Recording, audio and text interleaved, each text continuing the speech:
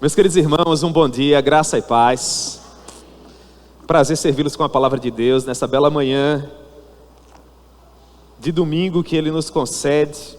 Eu gostaria de convidá-los a abrirem as suas Bíblias comigo na epístola que o apóstolo Paulo escreveu aos Romanos, no capítulo 5, e com a ajuda do Senhor nós estaremos lendo o texto sagrado a partir do versículo 1. Romanos capítulo 5, a partir do verso 1, nós vamos dar continuidade ao estudo que foi iniciado no domingo anterior pelo nosso seminarista Leandro. Pensaremos um pouco nessa manhã acerca da justiça por meio da fé. Na minha maneira de ver, esse é o grande tema da carta que Paulo escreveu à igreja que residia na capital do império, a igreja de Roma. Nós precisamos compreender esse capítulo 5 porque ele estrutura todo o fluxo do pensamento do apóstolo Paulo. Para o grande pregador congregacional Martin Lloyd Jones, esse era o principal capítulo de Romanos, portanto, nós precisamos dar bastante atenção a ele. Amém? Portanto, vamos ler a palavra do Senhor, Romanos, capítulo 5, a partir do verso 1. A palavra do Senhor nos diz assim: Justificados, pois, mediante a fé, temos paz com Deus, por meio de nosso Senhor Jesus Cristo, por intermédio de quem obtivemos igualmente acesso, pela fé, a esta graça na qual estamos firmes, e gloriamo-nos na esperança da glória de Deus. E não somente isto, mas também nos gloriamos nas próprias tribulações, sabendo que a tribulação produz perseverança, e a perseverança, experiência, e a experiência, esperança. Ora, a esperança não confunde, porque o amor de Deus é derramado em nosso coração pelo Espírito Santo que nos foi outorgado. Porque Cristo, quando ainda éramos fracos, morreu ao seu tempo pelos ímpios. Dificilmente alguém morreria por um justo, pois poderá ser que, pelo bom, alguém se anime a morrer. Mas Deus prova o seu próprio amor para conosco, pelo fato de ter Cristo morrido por nós, enquanto nós éramos ainda pecadores. Logo, muito mais agora, sendo justificados pelo seu sangue, seremos por ele salvos da ira. Porque se nós, quando inimigos, fomos reconciliados com Deus mediante a morte do seu Filho, muito mais, já estando reconciliados, seremos salvos pela sua vida.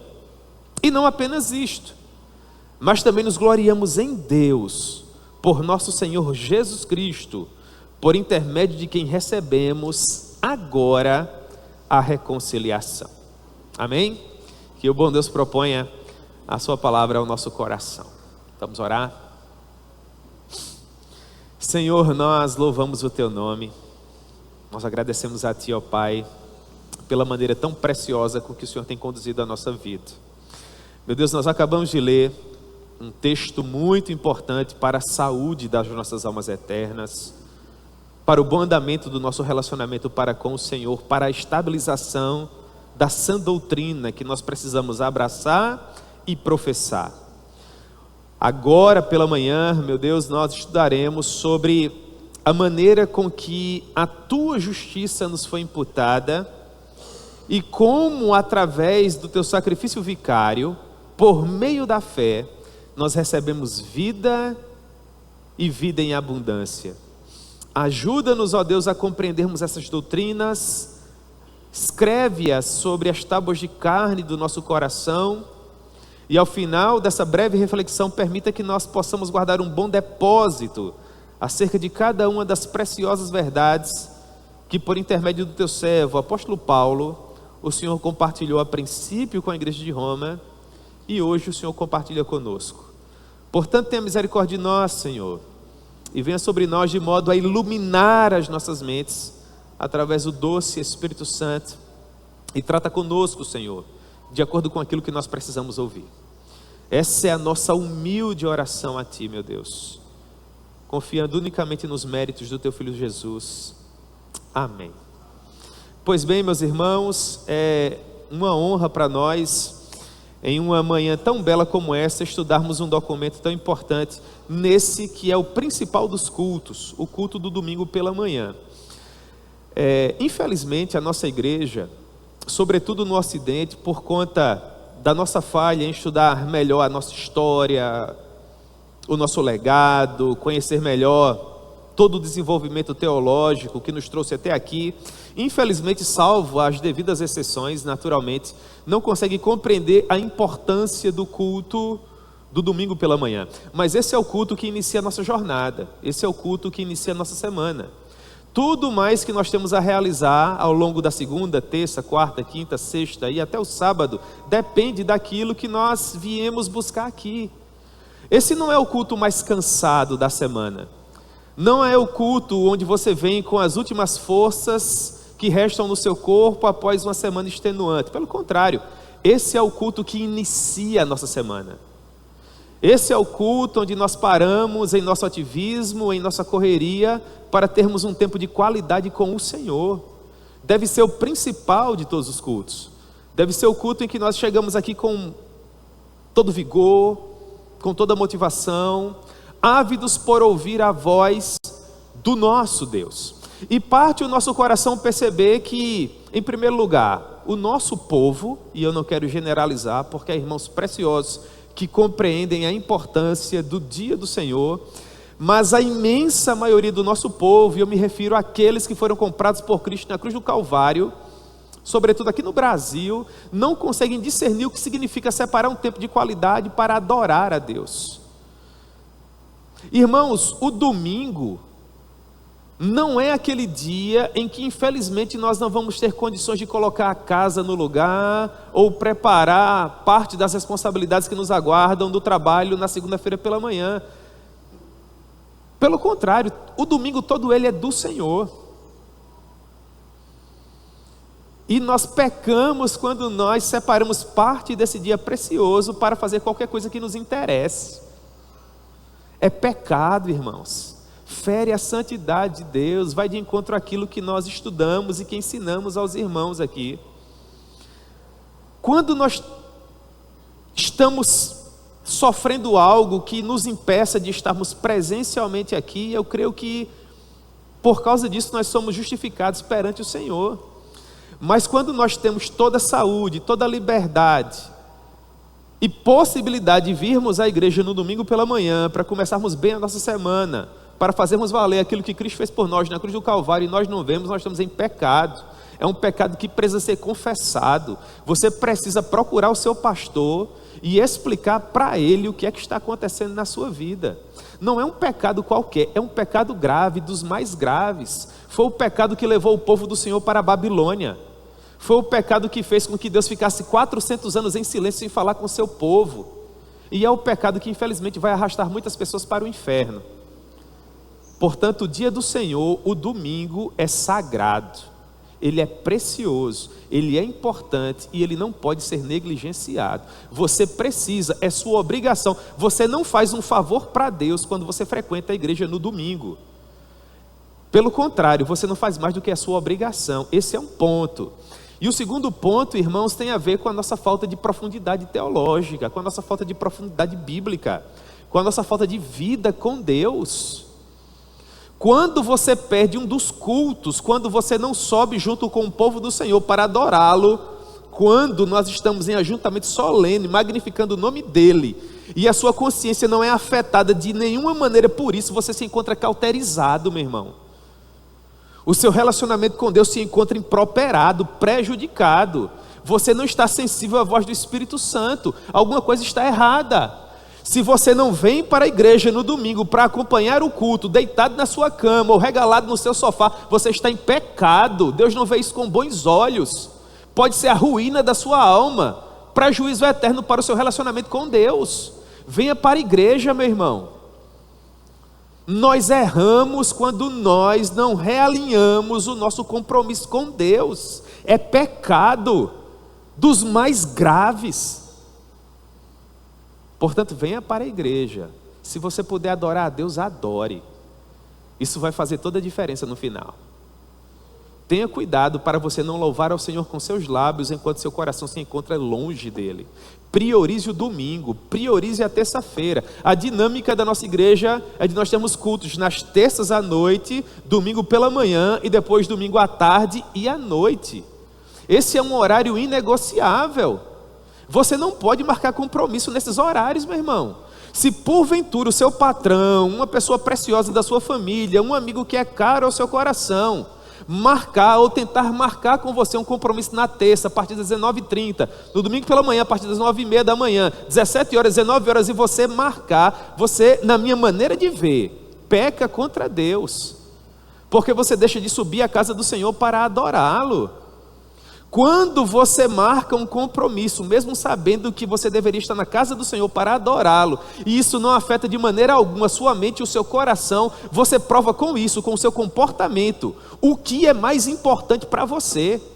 Você prefere estar na presença de qualquer uma outra pessoa e não estar na presença do seu Deus para louvá-lo, para oferecer um sacrifício de vida a Ele, um tempo de qualidade perante o Senhor.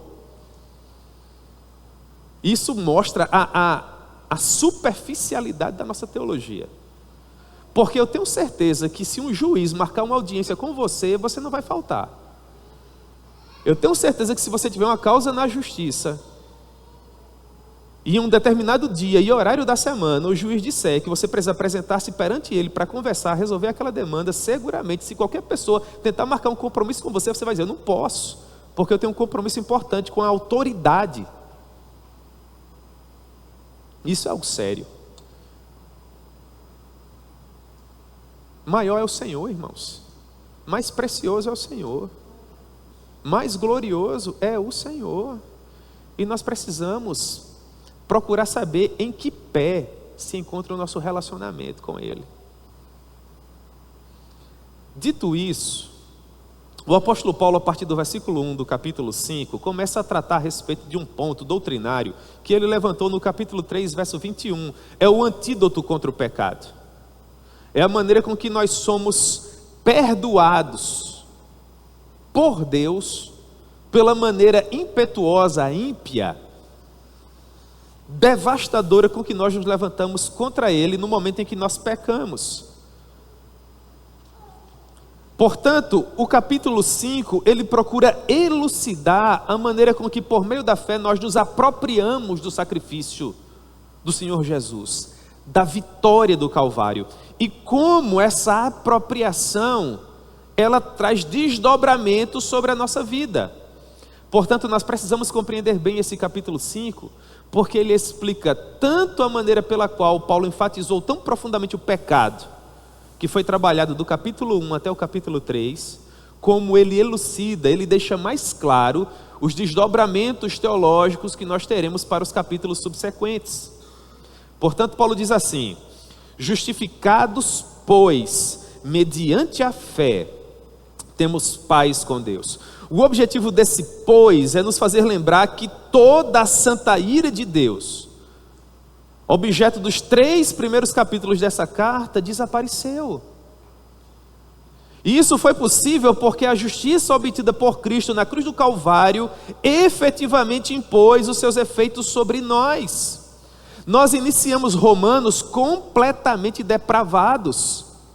Como é que Paulo inicia esse documento? Romanos capítulo 1, verso 18, ele diz: a ira de Deus se manifesta dos céus contra toda sorte de injustiça e perversão dos homens que detêm a verdade pela injustiça.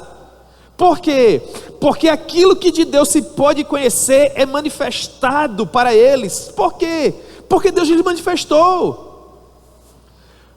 Por que é que Deus se encontra virado? Porque Deus havia criado tudo e todas as coisas, Ele se manifestava ao homem para que o homem soubesse que de fato havia um Deus por trás de tudo, que não apenas criava, mas mantinha todas as coisas, e o homem, em contrapartida, em sua rebeldia pecaminosa, se levantava contra Deus. Não porque necessariamente não amava, mas porque queria ser Deus assim como Ele é Deus. Queria competir com Ele, tomar-lhe o trono e assentar-se no lugar dele. para governar a própria vida. E é óbvio que Deus não permitiria um despautério como esse, portanto ele se encontrava naturalmente irado. Paulo enfatiza essa ira, esse grande abismo, até que finalmente ele nos apresenta o antídoto.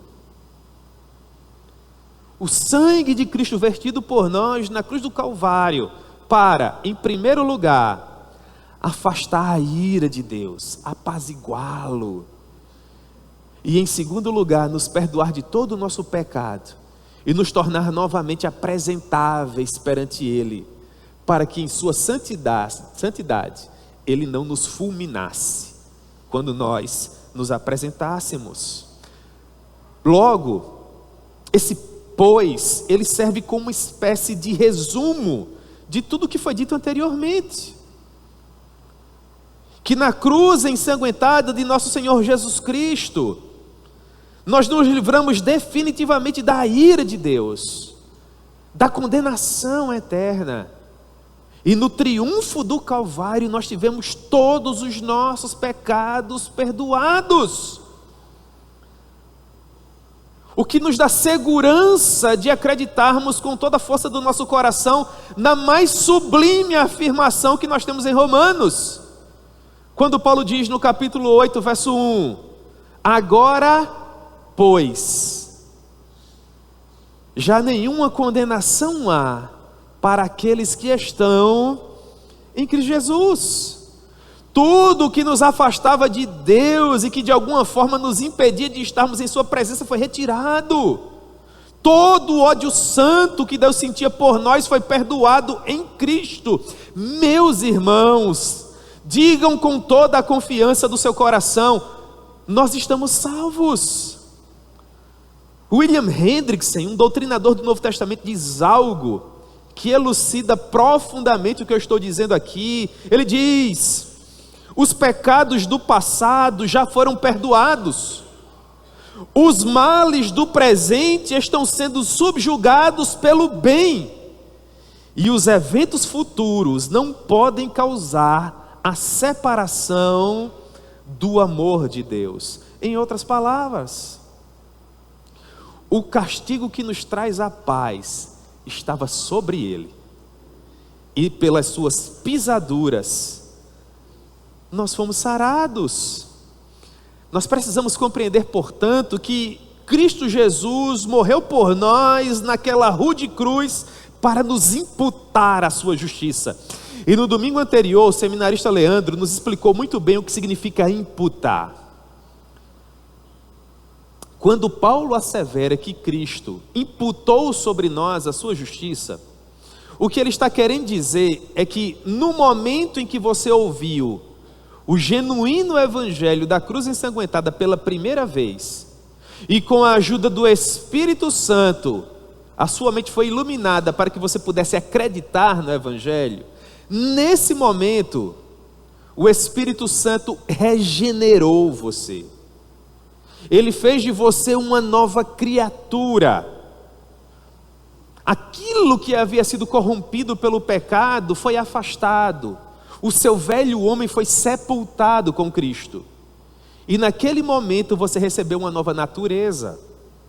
E para que você pudesse se apresentar novamente perante a face do seu Deus, em um novo relacionamento em que Ele se torna de fato seu Pai,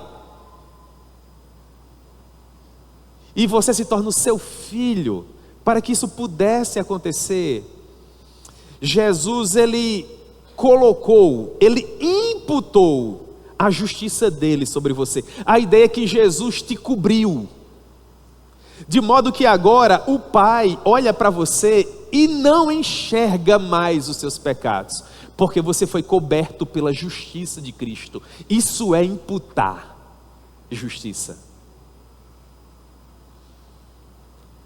E é por conta dessa justiça que nos foi imputada que nós temos paz com Deus, porque Ele agora olha para nós e enxerga a pessoa bendita do seu Filho. O Hendrickson, ele diz o seguinte: foi o sangue de Cristo vertido no seu sacrifício vicário, leia-se substitutivo, que trouxe a reconciliação, e foi o seu Espírito que trouxe ao coração de todos os crentes genuínos a apreciação daquilo que a redenção, por meio do sangue, concretizou. E assim, foi por meio da pessoa e da obra do Salvador, apropriadas pela fé, que o acesso a esse estado de graça foi efetuado, ou seja, um estado de justificação. Em outras palavras, você é santo e pecador ao mesmo tempo. Como isso é possível? É possível porque todos os seus pecados na vitória do Calvário já foram perdoados.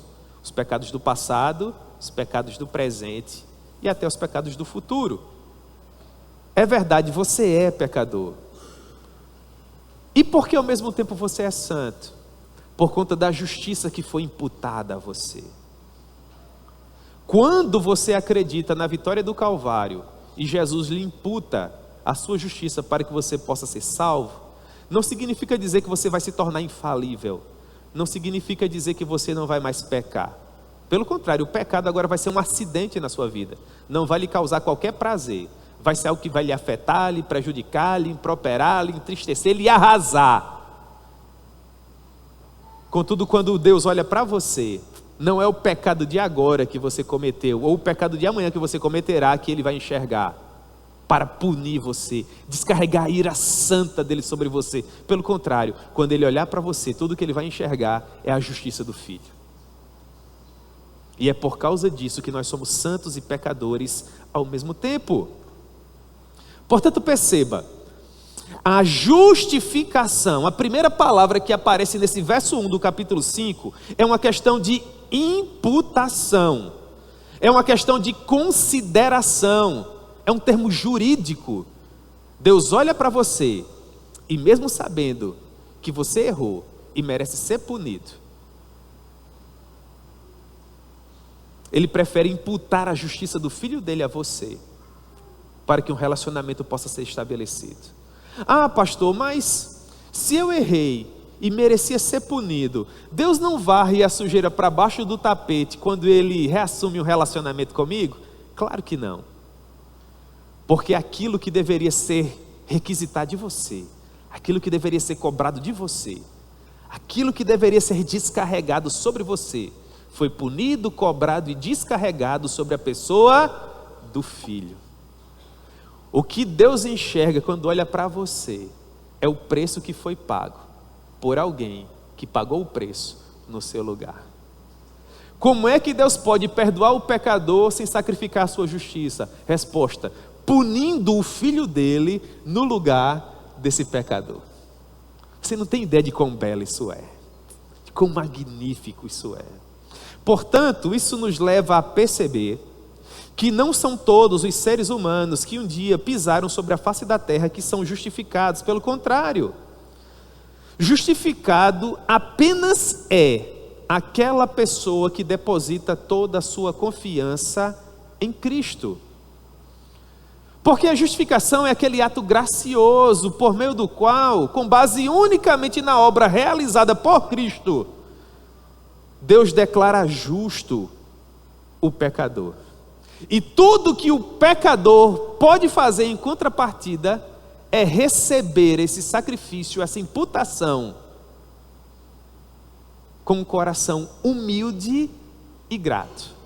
Nós não somamos, nós não contribuímos, nós não fazemos absolutamente nada no que diz respeito à nossa própria salvação. Nós apenas recebemos aquilo que Cristo fez com um coração grato por meio da fé. Portanto, para que fique claro e não reste a menor dúvida, irmãos, Jesus é o único caminho capaz de nos salvar da ira de Deus. Paulo diz isso em Gálatas capítulo 2, verso 16. Gálatas 2,16. Sabendo contudo que o homem não é justificado por obras da lei. Você não soma, você não contribui, não há mérito nenhum em você. E sim mediante a fé em Cristo Jesus. Também temos crido em Cristo Jesus para que fôssemos justificados pela fé em Cristo, e não por obras da lei. Pois, por obras da lei, ninguém, pela força do seu braço, pelo poder do seu intelecto, pela robustez do seu currículo, pelo valor da sua conta bancária, em hipótese alguma você seria salvo. Não há nada em todo o universo que o homem pudesse oferecer a Deus, para que em troca Deus viesse abrir a porta do céu, e esse homem pudesse entrar, porque tudo é dele.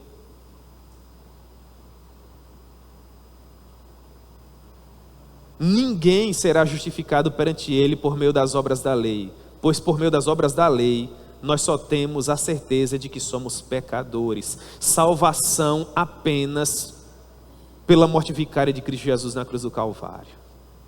É isso que Paulo quer dizer no verso 2 de Romanos capítulo 5, quando ele diz: por intermédio de nosso Senhor Jesus Cristo, obtivemos acesso pela fé a essa graça, na qual estamos firmes. Essa palavra intermédio, na língua em que o Novo Testamento foi escrito, é uma preposição. Nós não temos na língua portuguesa. Se trata de uma preposição de instrumentalidade. É uma das impressões digitais da escrita do apóstolo Paulo. Você vai encontrar esse tipo de preposição em todas as cartas que ele escreveu, porque Paulo, sendo um teólogo da graça, sempre procurou deixar claro o meio pelo qual nós somos abençoados: Cristo. É sempre em Cristo, é sempre mediante Cristo, é sempre por meio de Cristo, é sempre através de Cristo. Porque foi Cristo quem pagou a nossa dívida e nos colocou mais uma vez na presença de Deus. Aquilo que para nós era impossível, Cristo fez por nós. Eu gosto muito quando o Martinho Lutero, ele diz algo assim: irmãos, isso é precioso. Palavras do Lutero. Deixa eu ver se o meu computador aqui contribui. O Lutero diz assim: apenas quando nós compreendemos o que Cristo nos deu, quando ele se refere a nós com as seguintes palavras: por mim, por nós podemos discernir a importância do que nos foi dado. Então Lutero diz assim: leia com grande ênfase as palavras meu, por mim, e se acostume a aceitá-la e aplicá-la a você mesmo, por meio da fé. Então ele diz: as palavras nosso, nós, por mim, deviam ser escritas com letras douradas. É um invejoso, né, irmãos?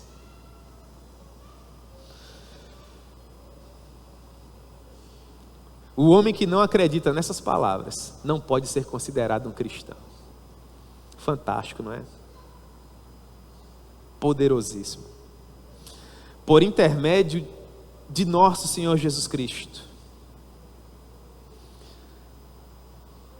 igualmente temos acesso pela fé a essa graça na qual nós estamos quase caindo. Essa graça na qual nós estamos titubeando, tateando no escuro. Não é isso que Paulo está dizendo aqui? A esta graça na qual estamos firmes. Por intermédio, Cristo é um instrumento. Por isso se diz preposição de instrumentalidade. Cristo é o meio. Cristo é aquilo que Deus usou para conseguir esse fim. Por intermédio de Cristo, em Cristo, por meio de Cristo, nós obtivemos acesso a esta graça na qual estamos firmes. Nós não merecemos ser salvos da ira. Nós não tínhamos com que pagar o que nós devíamos. Portanto, para satisfazer a sua justiça, o único meio que nós tínhamos para apaziguar a ira de Deus seria pagando com a nossa própria vida. Por isso Lutero diz: sempre que você lê por nós, por mim, meu irmão, leia isso com muita ênfase, deposite toda a confiança nisso, porque se essas palavras não existissem, você estaria perdido. porque você teria que fazer tudo isso. E no final você ainda seria condenado. Portanto, aqui reside toda a beleza da morte substitutiva de Jesus. Por nós, como diria o Lutero, em favor de nós, no nosso lugar. Por quê? Porque nós precisamos nos lembrar que outrora, gentios na carne como nós éramos, chamados incircuncisão por aqueles que se intitulam circuncisos na carne por mãos humanas, naquele tempo, Efésios 2:12. Meu Deus, eu tremo quando eu leio esse texto. Naquele tempo, estávamos sem Cristo, separados da comunidade de Israel e estranhos às alianças da promessa, não tendo esperança e sem Deus no mundo.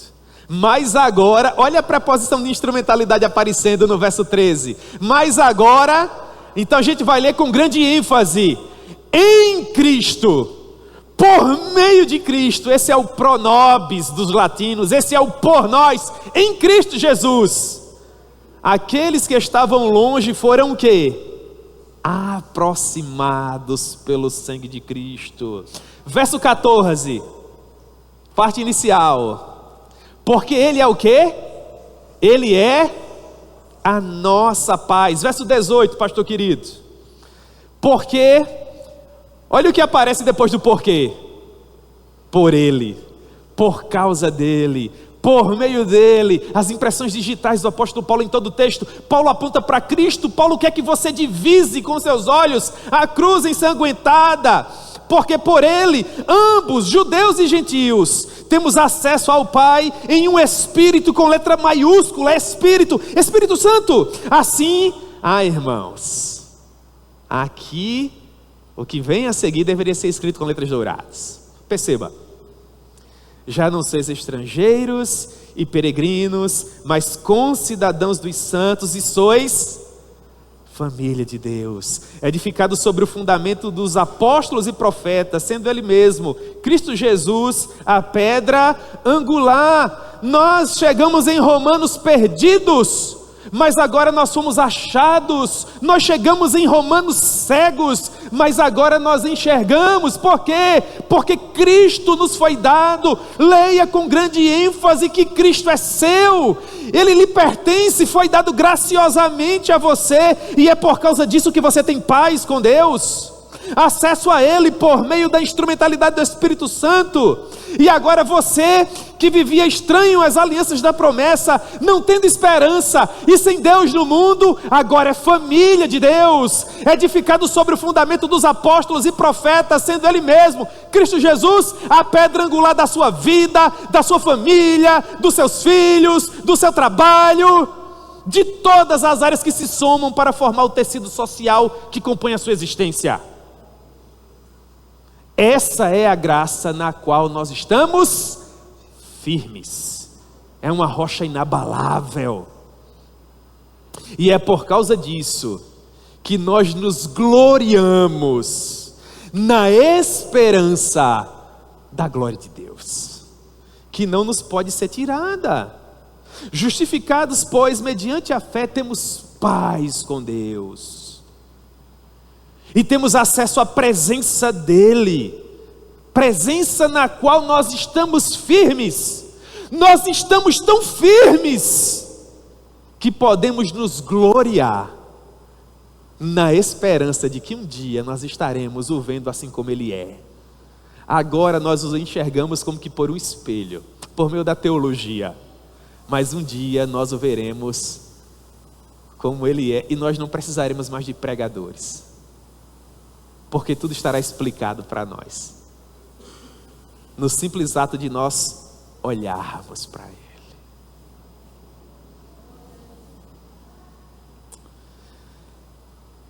Paulo resume essa esperança quando ele diz, Romanos 8,30, e aos que predestinou, a esses também chamou, e aos que chamou, a esses também justificou. É a terceira parte que nós estamos estudando. Deus amou você antes da fundação do mundo. em um determinado momento escolhido por Ele soberanamente, Ele fez com que você compreendesse o Evangelho, chamou você. Tendo feito isso, Ele te justificou, imputou sobre você a justiça de Cristo. É o que nós estamos estudando hoje. Mas falta um último passo. E aos que justificou, a esses também glorificou. Esse glorificar vai ser o episódio que nós veremos no capítulo 8. O capítulo 8 de Romanos, segundo o pastor Hernandes Dias Lopes, é o Everest. É o capítulo da glorificação, onde Paulo vai nos dar 5 pontos nos quais nós estamos completamente seguros em Cristo: o pendor do Espírito, o testemunho interno do Espírito Santo, a certeza de que as lutas do presente não podem ser comparadas com a glória do porvir, o fato de que o Espírito Santo intercede por nós em nossas fraquezas, nos ensinando a orar, porque nem isso nós sabemos. E finalmente, a última certeza que nós temos, abra bem os seus ouvidos: não há nada que possa nos separar do amor de Deus que está em Cristo Jesus. Fantástico o capítulo 8, não é? Mas o capítulo 8 vai ser poder de Deus aqui no presente mestre, irmãos. Portanto, nós nos gloriamos nessa certeza de que nós já estamos assentados nos lugares celestiais em Cristo Jesus e que não podemos em hipótese alguma decairmos dessa graça. Nós temos paz com Deus. Diga para o seu coração, filho de Adão: eu tenho paz com Deus. Estou firme e seguro na graça em quem tenho depositado toda a minha esperança. E posso gloriar-me na esperança de que um dia eu estarei na sua presença. E não somente isso, diz Paulo. Ele continua dizendo em que mais nós podemos nos gloriar. E o que ele diz agora, irmãos, do ponto de vista humano, soa contraproducente. Porque o que Paulo vai dizer agora dá toda uma ênfase ao argumento. Porque é muito bom nos gloriarmos por sabermos que estávamos perdidos e fomos achados. É muito bom nos gloriarmos por sabermos que nós éramos cegos e agora enxergamos. É muito bom nos gloriarmos porque sabemos que outrora estávamos condenados, mas agora somos salvos. Paulo diz: sim, você pode se gloriar em tudo isso que pode ser considerado muito bom, porque de fato é. Mas você também pode se gloriar até naquilo que aparentemente é ruim. Olha a ideia de triunfo do apóstolo Paulo. Verso 3: e não somente isso, mas também nos gloriamos nas próprias tribulações. Nós nos gloriamos em nossos sofrimentos. Ou seja, nós nos gloriamos em meio à tribulação e por causa das tribulações que experimentamos, porque sabemos que elas não podem nos afastar da vitória que foi conquistada por Cristo na cruz do Calvário. Assim como está escrito, Romanos capítulo 8, verso 36. Por amor de ti, somos entregues à morte o dia todo. Somos considerados como ovelhas para o matador. Aí vem o verso 37, irmãos. Isso é um triunfo sobre o diagnóstico. Isso é um triunfo sobre o desassossego, é um triunfo sobre a desesperança. É o fato inafastável de que nós não temos mais inimigo à altura após a vitória do Calvário. Nós somos entregues à morte o dia todo. Há perigos e inimigos por toda parte. Somos tão frágeis que somos semelhantes a ovelhas que são levadas pelos seus tosqueadores ao matadouro diariamente. Em todas essas coisas, porém, somos mais que vencedores por meio daquele, olha a preposição de instrumentalidade, por meio daquele, através daquele, naquele que nos amou. Você está em Cristo, meu irmão, você é mais que vencedor. ainda que você seja entregue à morte todos os dias, ainda que você seja considerada de tão frágil que você é, como uma ovelha na mão dos seus tosqueadores, sendo levada para o matadouro, não importa, você está em Cristo. Você é mais do que vencedor. Se Cristo já fez tudo por nós na cruz do Calvário, e nos salvou definitivamente da ira de Deus, aquilo que nós havemos de sofrer por acreditarmos nele, não há que se comparar com aquilo que nos aguarda no final. É o que Paulo diz em Romanos capítulo 8, em todas essas coisas somos mais que vencedores, porque nós estamos em Cristo. E se nós estamos em Cristo, Paulo diz, Romanos 8, 38, viva com base na dúvida. Romanos 8, 38, viva de uma maneira titubeante, ande por aí ensimesmado, cabisbaixo, cheio de casmurrices, é isso que ele diz? Você está em Cristo. Quero dizer algo para você, assim como ele disse para si próprio, se estamos em Cristo, estamos bem certos. Você percebe que isso é mais do que ter certeza? Isso é mais do que ter confiança. Paulo diz, eu tenho certeza absoluta no que eu estou dizendo. Essa é toda a certeza do meu coração. Eu estou bem certo. Meus irmãos, Paulo queria que não restasse qualquer tipo de dúvida, por menor que parecesse. Eu estou bem certo de que nem a morte, nem a vida, nem os anjos, nem os principados, nem as coisas do presente, nem do porvir, nem os poderes, nem a altura, nem a profundidade. Aí Paulo agora abre o espectro de tal forma que é magnífico. Paulo diz, nem qualquer outra criatura. Pode vir um subverso, irmãos. Thanos com a sua manopla.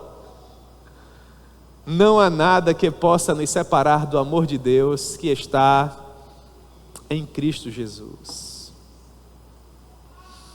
Portanto, nós nos gloriamos nas tribulações sabendo, não é algo que nos ocorre, não é algo que nos é dito, é algo que nos acontece, é experimentado, está no campo da experiência cristã. Paulo diz, e não somente isto, mas também nos gloriamos nas próprias tribulações sabendo, é algo que passa pelo crivo na mente, é experienciável, é cognoscível. Nós sabemos que a tribulação produz perseverança. Os teólogos dizem que Deus não tem prazer no sofrimento do justo. Então por que o justo sofre? Nós sabemos que a ira de Deus foi afastada e que todo pecado foi perdoado. Então por que há tribulações? Uma das formas de responder essa pergunta é essa aqui. Nós passamos pelos momentos de dificuldade, porque os momentos de dificuldade produzem perseverança. A perseverança produz experiência. E a experiência produz esperança. E a esperança que nós temos não confunde. Por quê? Porque à medida que nós somos tentados, leia-se atribulados, e essa tribulação produz experiência, e a experiência é esperança, enquanto tudo isso está acontecendo, Paulo diz que o amor de Deus é derramado em nosso coração pelo Espírito Santo que nos foi outorgado. Sabe como é que eu interpreto, irmãos, a perseverança que produz experiência e a experiência que produz esperança? No caminho dos discípulos em direção à aldeia Emaús. Mas na minha maneira de ver, retrata bem o que Paulo está querendo explicar aqui. Como os discípulos estavam? Atribulados. Você concorda comigo? Eles estão ali caminhando, fugindo do problema. O problema estava em Jerusalém, eles queriam ir para bem longe. Você já viveu isso? O que é que Jesus faz? Ele vai com você. Às vezes você está tão atribulado, tão atormentado, que Jesus está bem do seu lado e você nem o reconhece. E Ele vai fortalecendo, e Ele vai enriquecendo, e Ele vai abençoando. de modo que a sua mente volta a ser iluminada, o seu coração, que não passava de cinzas broxuleantes, agora novamente volta a arder no poder do Espírito Santo. É a tribulação que traz experiência, e essa experiência não nos confunde, porque ela nos dá esperança, visto que enquanto nós estamos enfrentando momentos de dificuldade, o amor de Deus através do Espírito Santo é derramado aonde? Em nosso coração. Então finalmente ele se revela, e nós olhamos para ele, a semelhança dos discípulos do caminho de Emaús, e quando nós o enxergamos no meio da dificuldade, nós falamos a semelhança deles. Porventura o nosso coração não ardia enquanto ele caminhava no meio da dor junto conosco? Não é extraordinário, irmãos? Quando isso acontece, os discípulos nem se preocupam mais de que a noite ia alta, eles voltam imediatamente para Jerusalém, porque eles estavam confortados, motivados, cheios de paixão e vigor. Da mesma forma acontece conosco, nós enfrentamos tribulações, mas essa tribulação não nos derruba, pelo contrário, ela nos torna mais fortes, ela nos dá experiência, e essa experiência nos dá a esperança de que um dia o nosso Redentor virá nos ares, e nós o veremos. Então tudo terá passado, e o nome dele haverá de ser glorificado. E porque nós temos essa certeza inafastável em nosso coração? Porque nós sabemos que ele fez tudo isso por nós, enquanto nós ainda éramos pecadores. Paulo diz, verso 6, porque Cristo, quando nós ainda éramos fracos, ímpios, morreu a seu tempo por nós. Dificilmente alguém morreria por um justo, pois poderá ser que por alguém que é gente boa, alguém se anime a morrer. Mas Deus prova o seu próprio amor para conosco, pelo fato de ter Cristo morrido por nós, sendo nós ainda pecadores. Você quer ter uma prova de que Deus te ama, meu irmão? Olha para a cruz.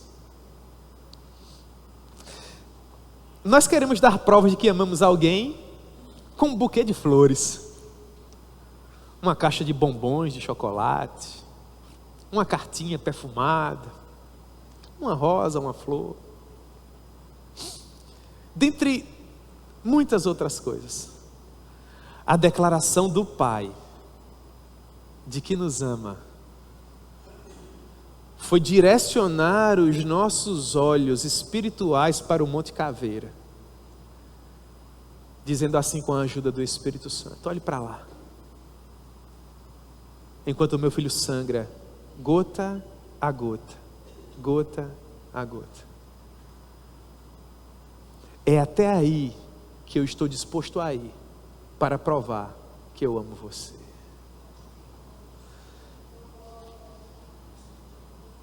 Eu creio que todos nós concordamos com o apóstolo Paulo quando ele diz, olhando para essa imagem que eu acabei de descrever para vocês: verdadeiramente, o amor de Cristo, o quê? Nos constrange, é constrangedor. Portanto, se Deus fez tudo isso por nós, quando nós não valíamos absolutamente nada, há muitos aqui que nem mesmo o papai e a mamãe amavam, os demais familiares não amavam.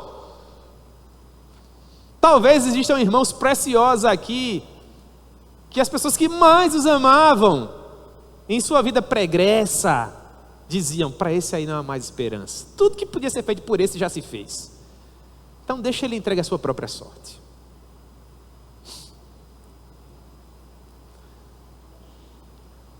Foi justamente a esses que Deus amou, fazendo com que o seu filho sangrasse das 9 horas da manhã até as 3 horas da tarde, para que esses vis pecadores recebessem vida e vida em abundância.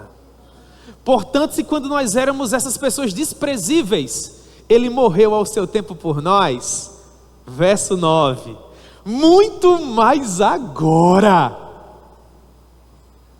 que nós já somos justificados pelo seu sangue, nós seremos por Ele salvos da ira. Porque se nós, verso 10, quando inimigos fomos reconciliados com Deus, olha a palavra importante aí, Fabiana, mediante a morte do seu filho, muito mais, já estando reconciliados, seremos por Ele salvos da ira. Seremos preservados para a vida. Meus irmãos, o que é que Paulo está tentando nos explicar aqui? Presta atenção, que agora eu vou usar uma frase bacana do Joel Bick, que eu memorizei.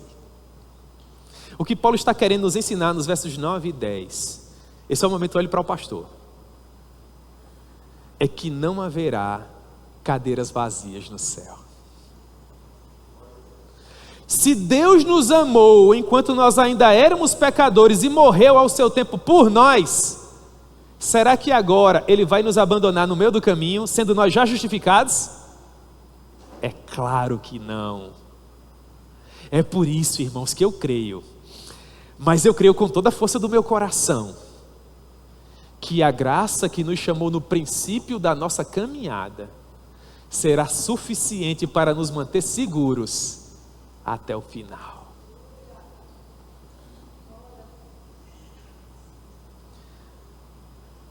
O amor que nos libertou dos nossos pecados e pagou a nossa dívida será o mesmo amor que nos colocará no céu. Que fantástico, essa é minha, viu? Que não tem aspas não.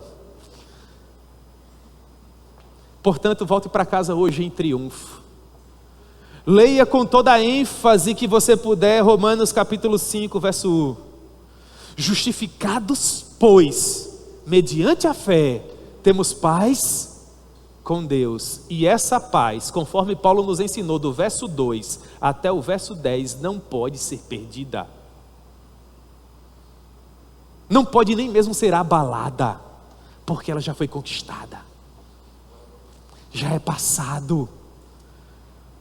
Tudo que nós estamos vivendo agora são meros desdobramentos daquilo que Cristo já conquistou. Não há nada novo, não há nada que possa ser alterado. Isso aqui é a teologia do Hermann Ridderbos.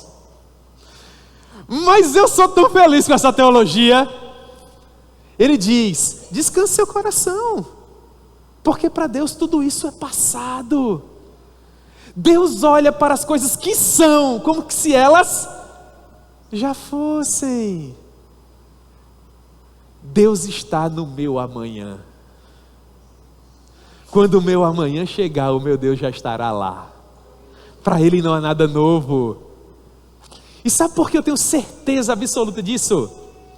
Porque Ele me amou antes da fundação do mundo. O Augusto de Nicodemos diz que se Deus esperasse para nos amar depois que nos conhecesse, dificilmente Ele nos amaria. Mas louvado seja o nome do Senhor, que Ele nos amou antes de todas as coisas terem sido criadas.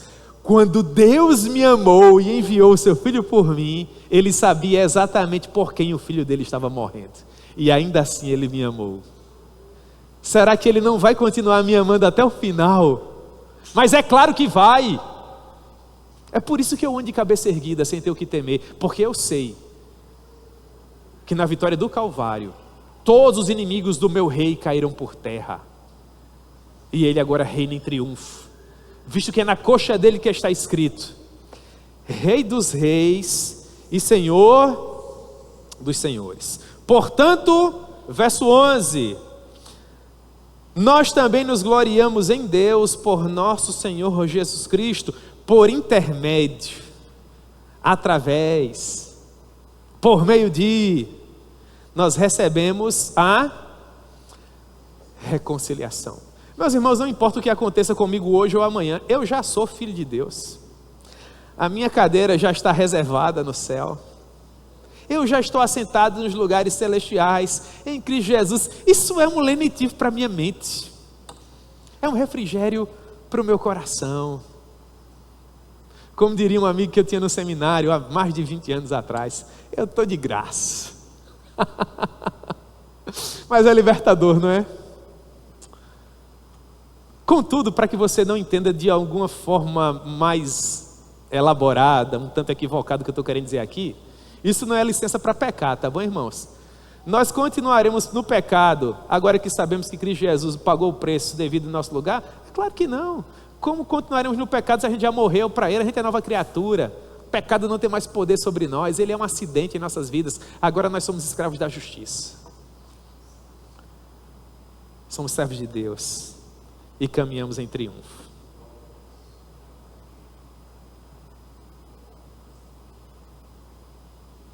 Thomas Schreiner, para encerrar, diz assim: Deus não nos ama por causa de qualquer coisa que Ele viu em nós.